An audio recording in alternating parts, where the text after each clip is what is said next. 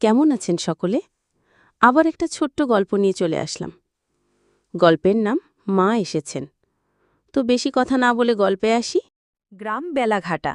সারা বছর অপেক্ষা করে যেই কটা দিনের জন্য সেই দুর্গাপুজো এসে গেল, কিন্তু এবছর সব যেন একটু অন্যরকম।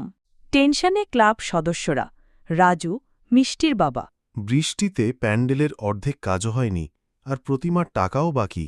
কিভাবে হবে পুজো? ক্লাব সভাপতি, বছরের পর বছর যেই পুজো করে আসছি, এবার হয়তো করতে পারবো না। ছোট্ট মিষ্টি চুপচাপ ঠাকুর ঘরে বসে মা দুর্গার ছবি দেখে। মা দুর্গা, তুমি তো সবার মায়া, আমাদের পুজো বন্ধ হতে দিও না মা, প্লিজ এসো। গ্রামের ধনী ব্যক্তি। ঘুমন্ত দানবাবুর স্বপ্নে দেবী দুর্গা আবির্ভূত। ওই ছোট মেয়ের মিষ্টির ডাকে আমি এসেছি।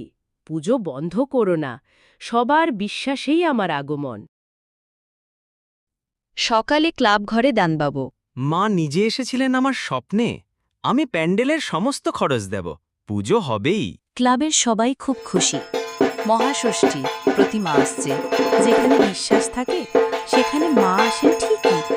এবারও এসেছেন মিষ্টির ডাকে আমাদের সবার হৃদয়ে। ঢাকের শব্দ, আরতি শুরু হয়ে গেছে। প্যান্ডেল আলোয় ঝলমল।